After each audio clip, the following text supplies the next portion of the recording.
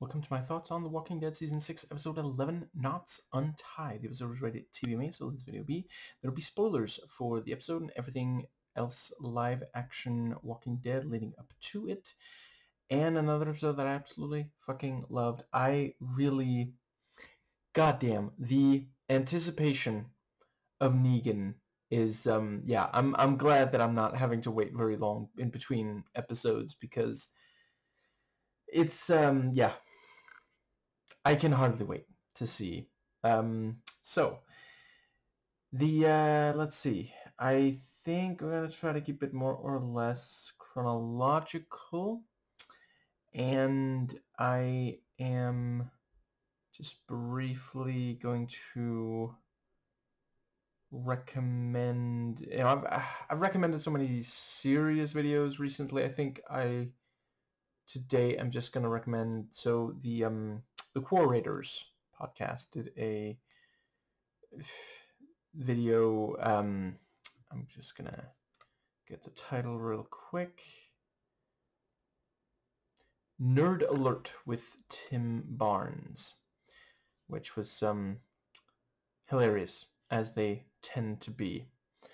So I like that the first thing we see, so we knew from the very end of the episode before this one, Jesus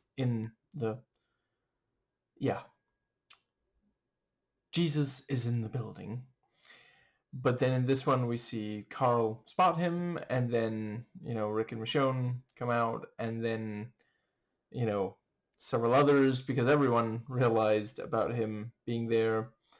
And all of them see Rick and Michonne together, which, I mean, that is one very effective way to convey to all of them what has transpired there. I mean, it's not like they can do a Facebook relationship status update. And yeah,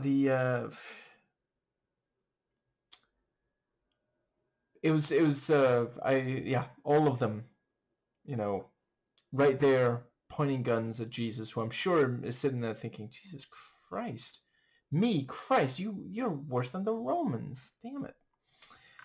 And the thing about how, knots untie and locks can be picked. Had to move the rock after all, but I was faster this time than 3 days. And he explains about the trade and how there are multiple. I really appreciate, Maggie pointing out. So you said there are, you said you were looking for more to trade with. How many? So you already have several. And his line of like, your world is about to get a lot bigger. And as usual, like every so often the show, I don't think the show has ever, so far, I haven't watched past this episode, but so far they have not gotten stuck in a rut. Every so often they will introduce a completely new element, because like this is the kind of thing that, like, I mean, maybe early on they were like hoping this sort of thing would happen, but it seems like it's been forever since there was much reason to think that it would, that there really would be multiple groups, like almost like society, that's and I think that does bring us to Carl is gonna stay, and I do appreciate him pointing out, kid with a fucked up face, maybe sends the wrong message. And I do really appreciate that he is okay with, it's cool about Rick and Michonne. And I also like Rick saying, like, listen, it just happened, like literally, just like hours ago was when it happened the first time, And I think I mean, it's just about like almost the only ones left at Alexandria are, Carl and then the Alexandrians. So, I do appreciate, like, it's probably a good idea to leave someone behind who, has experience. I am willing to acknowledge they clearly are able and willing to fight now. We saw that when they dealt with the, truck zombies. But yeah, they need someone who can direct the battle if it becomes necessary. And they're not leaving an awful lot. But I do also appreciate, like, yeah, it makes sense to bring as many as they do. And I think that does just leave. So yeah, Denise continues to be absolutely adorable. The thing about, like, she made him so she calls it cake. Is that an Ohio thing too? Like pop? Wasn't it a cookie? I guess maybe it's a piece of cake, which that's what they think Killing Negan is going to be. I am not so sure. I don't know spoilers, don't worry, but the yeah, and Daryl being Daryl, he can't quite accept it. It takes him a while to accept help from someone else. We saw that with Carol. But the thing about, like, I'll pick something up on the way, and she's like what, rabies? I'm sorry. I fucking love how, like, snarkastic, snipey she gets as soon as someone is like, my God, yeah, that thing where with her and Eugene is like, you doctor, are you? I'm sorry, I heard about how you're a fucking liar, and the yeah, Daryl confirms, so that's because I try to help find that thing for you, right? And yeah, he's like, I hope it looks better than I hope it tastes better than it looks, because it looks like shit. And then she's like, well, shit is still better than roadkill. You know what? Just eat it. And I feel like that pretty much gets us on the road again. I guess hypothetically, if they... Actually, no, never mind. Before that, I wanted to talk about... So yeah, the thing with the car crash, and, Jesus acknowledges, listen, I swear this time it is not just firecrackers, but yeah. And they... Like, yeah, it's a really effective way of showing, yeah, they need help. Like, this is, there weren't even that many walkers there, but they just hid from them. Yeah, genuinely, if Jesus had not convinced Rick and his survivors to go, I feel like these,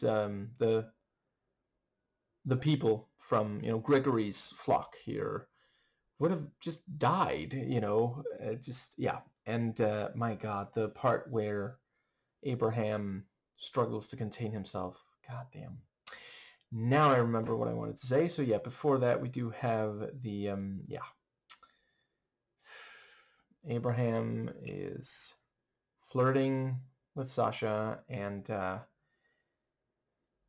I'm on the record as saying that I think if you are really attracted to someone that you're not in a relationship with, and you are in a relationship, you should talk to your partner and maybe try to work it out. And if that is simply not possible, then break up with your partner, but don't start cheating. And he is kind of trying to cheat. And I did like her, noting, like, she swapped shifts with Eugene. So, there is a, I don't know if, see, I'm not the best at reading this specific thing, so I'm not 100% sure if she is, like, saying that she's not going to be with him while he's with Rosita, or it is just, this thing of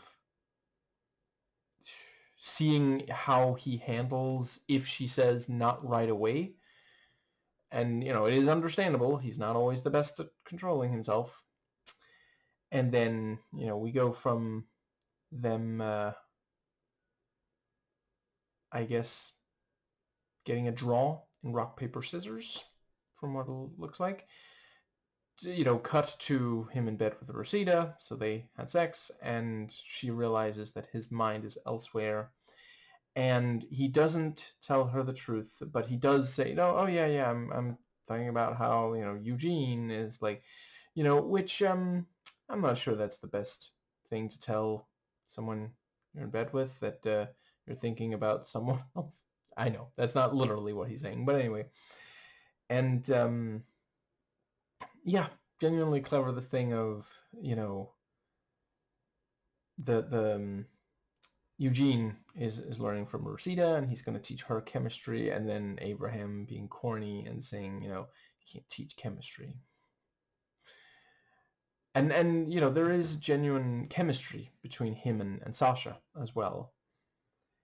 And yeah, the thing about, the camel shitting out the keys, I shit you not, and the, never said I wasn't, just, yeah. And yeah, then Rosita presents a necklace because his neck looked lonely, I think she said, and she made it specifically for him, and it's made from this, was it busted tail light or something along those lines, so it is a very unique personal gift. And I really appreciate the way that over the course of the episode, yeah, it does symbolize, whether or not he's staying true to her. And at one point, he's putting it under his shirt. So he is maybe not going to stay true to her. And then he drops it on the ground and doesn't even notice that it's gone. So that's how little she and him being true to her is on his mind right now. That is, yeah. And I think that does pretty much, let's see, I feel like there's at least one more thing that I really want to make sure to say about that. But yeah, they do manage to, yeah, very clever to have Jesus out there. And I appreciate that by now Rick is like, okay, we're going to have someone watching him if we're going to, have any chance of him not suddenly just be, yeah.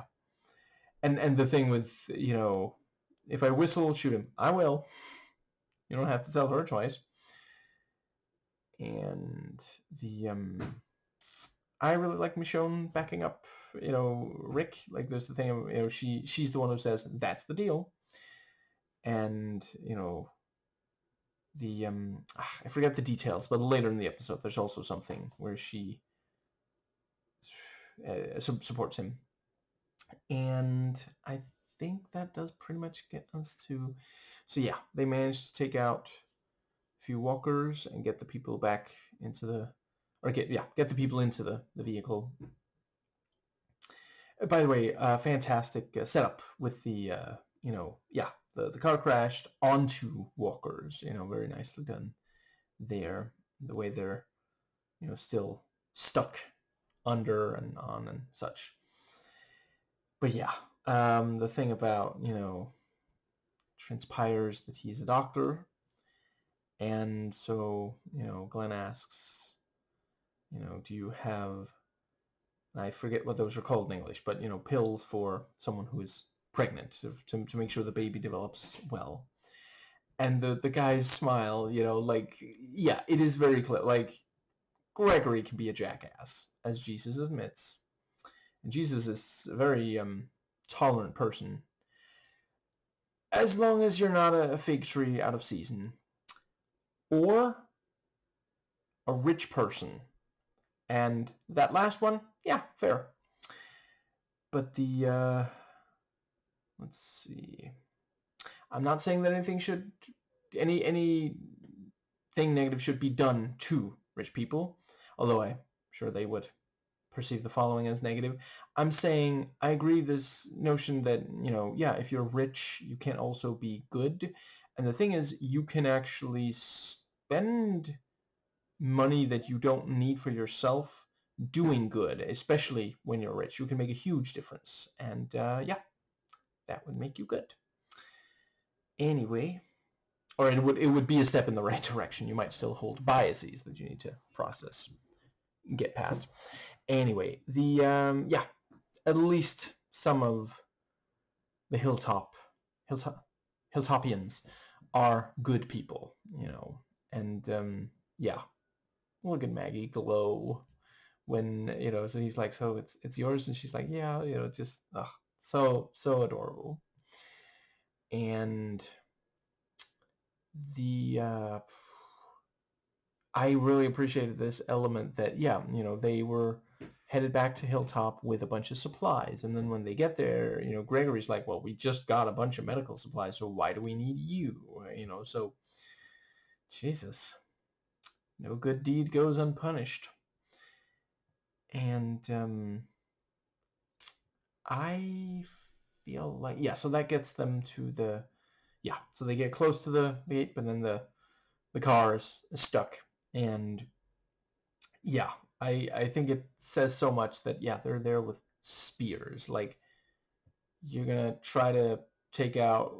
I'm not even okay. I think they may just barely have enough spears to, like, if they take out one per spear, maybe just barely. But like, the other people have guns, and yet they're still like ready with the spears, rather than just immediately saying, "Okay, I'll put the spear away.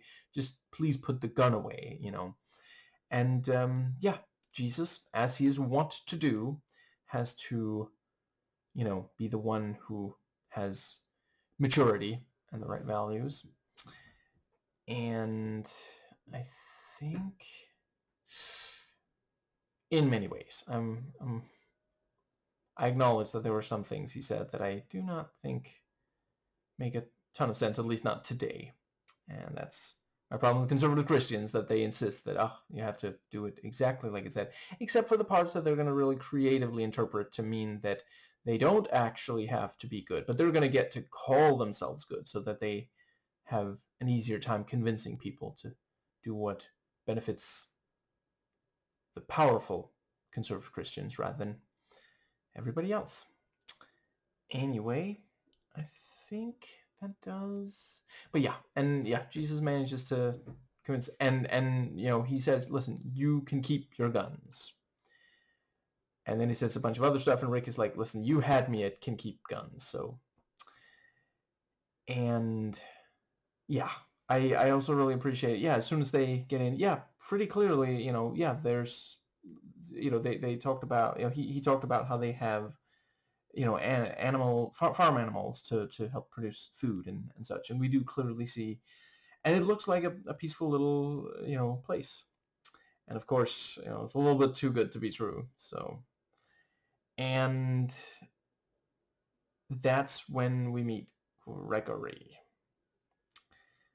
I'm tempted to purposefully call him by the wrong name, because that is what he does to Maggie on at least one, like, maybe at first it was a mistake, but clearly by the end of their talk, he is doing it on purpose. But I suppose I won't. Xander Berkeley, as usual, he does such a great job at this kind of, like, elsewhere as well. I have seen him nail this thing of, like, I don't know, something about this guy rubs me the wrong way, but you can also still believe, no, there is good in him.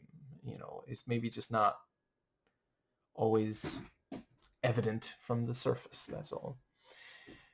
But yeah, the thing about insisting that they wash and saying, it's so difficult to keep this place clean. Like, I mean, the bigger asshole move, I feel like, would be saying that they just, since they're dirty now, they can't come in at all, irregardless of whether, yes, I know that's malpurpose, it's on purpose, whether or not they can actually get clean, elsewhere. But no, he specifically says, use our facilities. So that didn't end up going super well at the CDC, but yeah. And Rick telling her, you talk to him, it shouldn't be me, and you have to start knowing this kind of thing. He is serious about making her the next, and it is true. Like, she is in a better place as far as, she can keep a cool head when dealing with obnoxious human beings, which Rick has demonstrated he is not always the best at. Both are great when it's walkers they're up against. And yeah, the entire scene, I thought there were a lot of great little touches. The way that, he gets her name wrong, and instead of apologizing and correcting himself, he just says, well, it's close. And I really love that she's just like, not really. This is perfect. And, he's like, I like a woman who speaks her mind. And he claims that they are in a better situation than, yeah. And I have to admit, than the Rick survivors, I have to admit right now, I'm not 100% sure. I mean, so he seems to think that the thing with Negan could just somehow go on, even though, the survivors point out this is not sustainable.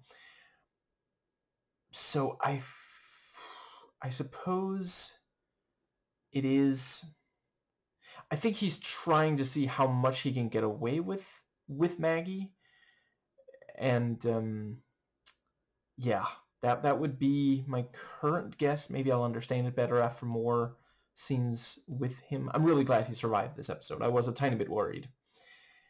And let's see. One thing I definitely got a vibe of was that maybe he is like trying to imitate Negan, this thing of like, obviously not, I don't think he's gonna have one of them killed, but this thing of like demanding, and that is something, what's the term? Shit rolls downhill. Sometimes people who are treated badly by someone try to treat someone else badly. And let's see, yeah, really appreciated her standing up for herself, saying, stop trying to hit on me and calling me sweetie. And yeah, Jesus has seen the light and is like, listen, I'll talk to Gregory. We're going to work this out. There's going to be a deal. And before that can happen, then we have some of the other Hilltopians returning. And I absolutely did not see coming that one of them stabbed Gregory. He even said, forgive me. Like, when he said, forgive me, I was thinking, is he going to, like, fucking slug him? Or what's going to, but, yeah. Damn. And, of course, Rick and the survivors make pretty quick work out of it. But I really love the little character moments. The fact that Abraham, like, clearly was really fucked up. And, right, that, I don't know how I forgot. But, yeah, the conversation, him and Glenn, this thing of, like, I can't imagine. Oh, and also earlier, for that matter. But he keeps not quite understanding why would anyone want to bring a child into the world the way it is now. Which I really appreciate because, like, we know, yeah, he lost his own kids. This is personal for him. This is not just like some theoretical thing of like, I don't know, I guess it could happen. And also, Michonne, happy for Maggie. It's, she lost her, yeah. Anyway, I think that might bring us to let's see. There's the part with the oh yeah, and god damn it, he really is incredibly crass. The thing with talking about the impregnation and how he uses protection, like, thank you for that. But yeah, and he hears it again, this thing of like, maybe it's because the world is the way it is now. And let's see, I think, yeah, and my god, Daryl just fucking breaking that one guy's arm to, yeah, and Rick, kills the would-be killer of Gregory. And, afterwards, again, things are calmed back down. Jesus points out, hey, he was a coward. He tried to kill Gregory and tried to kill Rick. Rick took him out. This is a yeah. And again, yeah, like if not for God, I'm really relieved that they found Jesus, because I am worried what Rick and his survivors would have done, because like obviously it's that they could take the Hilltopians, so I'm not worried that they would die, but maybe their soul would if they kill people who clearly can't really defend themselves. Like, yeah, what this guy did was really fucked up, but it's the matter's been resolved. He's not exactly a threat to anyone anymore. I feel like there's at least one more thing. Let's see if I can recall. The yeah, and yeah. So Maggie talks to Greg again, Gregory, and yeah, that thing about it's true what Deanna said. That was also a great moment, and yeah, the the tone is somewhat different this time, and yeah, that thing about confrontation has never really been an issue for us. How do you know the other matters were solved? The people are dead. Like, she says it so matter-of-factly. Like, how do you know you can build a house? Well, I have done it in the past. So there are houses that I built. And I feel like that does pretty much... So yeah, they agree they're going to go there, and they're going to bring the guy who was there so he can help them through Negan's camp. God fucking damn it, I can hardly wait. Oh my God. So there were not that many things I knew about this show going in. But the governor and Negan I had heard mention of. I didn't really know spoilers, but yeah, that is... the governor lived up to the hype, and I can imagine Negan will as well.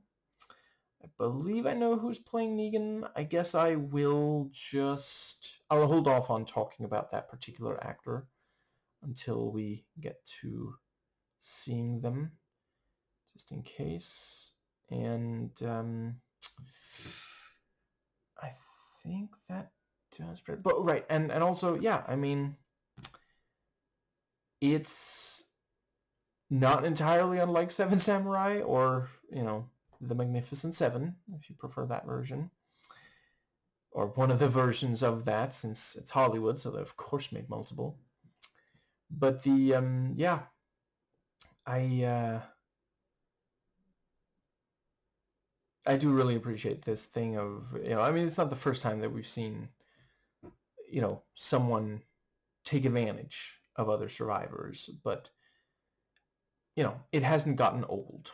And yeah, I'm really worried about what's going to happen. I do not think that it's going to be anywhere near as easy as they are thinking, and I am worried about both Hilltop and Alexandria based on this.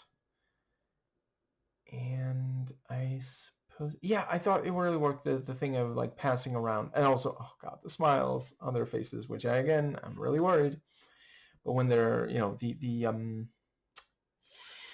sonogram, I think it's called, and how then that's passed around, and yeah, the looks on their faces, and with Daryl, like he tries to suppress it, but there is at least a little bit of like, that is genuinely nice, and I think that does pretty much... Right, and also, yeah, like, the machine for sonogram, like, sure, why not? Maybe it was already... I mean, would the museum have had it? I can imagine that they maybe, found it nearby and put it in, transport there via a car. And, yeah. Let's see. And yeah, genuinely clever. The windows allow them to see people from far away, and a bunch of people nearby knew, because they had been to the museum for field trips, so they went there thinking probably survived, and they were able to create this little community. Really nicely done. And yeah, just the notion that, yeah, so Negan took half. And that's also what Maggie demands, And yeah, it's that thing of like, it's like gangster mafia kind of thing, protection money. And then ultimately they didn't even, yeah, because they specified like, well, was the cargo light? No, because he thinks he can get more out of them. And that's what happens, the once again, I'm not advocating for any violence. Violence should only ever be the last resort. But it is a fact that there are a number of bullies in the world, some of whom use violence, some of whom, I mean, gangsters and mafia bosses and such, yeah, there's a bit of a bully thing going on there, And yeah, if you don't stand up to them, they will simply keep pushing. And yeah, I think that might cover everything. I'm just real quick, I'm mentally fast forward through the entire episode. So let's see. Let's see. Right. So in addition to, Abraham is working on cheating on Rosita, and even though, he's thinking about Sasha as, he's with Rosita, not only in bed, but also afterwards when they're going to take a shower together, he's still just, yeah. So he has multiple chances. And I think that might pretty much... Now that I've heard them say the word Thorgum some more times, randomly remembered, that word was actually mentioned at least once on The Simpsons. I think it was the episode with Rock Bottom, maybe, or something. There was, maybe not, but it was one of those news things where they, or news, not necessarily, but yeah,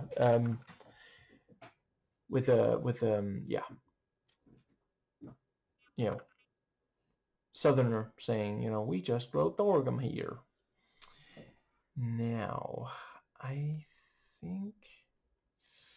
Yeah, I also really appreciated the bit of, like, it's almost like a chess match. The Maggie and Gregory, that first time, they, the information being exchanged, the way they are careful to put it in specific ways and such. I think that might just about cover... Right, the fact that Gregory asks, so I already talked about how it is somewhat asshole-ish, but in addition to that, you also have the element, for him to ask them to wash, I mean. In addition to that, you do also have that,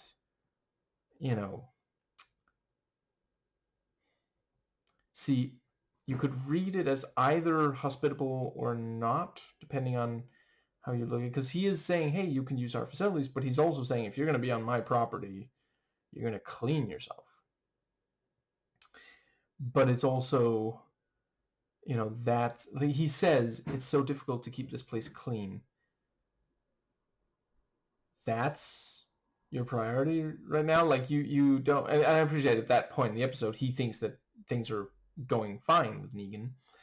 But, like, you're talking to people who recently had to take out dozens of walkers to protect their, place. And you're talking about, like, oh, please do not drag dirt onto my expensive carpet. Yeah, he randomly became British. It just feels right for, like, upper class assholes, I'm not saying that Britain has an exclusive on upper class assholes. It's just an accent that really fits that, is all. Yeah, I think this might just about be what I have to say. So yeah. we're continuing to see Trump really struggle, and his cabinet also making baffling decisions and mistakes. And I suppose I don't have an awful lot to add about it. I don't know. I don't love the idea of someone watching an entire video of mine and leaving not at all thinking about, once again, I'm not calling for any kind of violence. I'm just saying we definitely have to keep, using our voice to make sure that people are held accountable for these things they're doing. Especially when it has such a massive negative impact on so much of the world.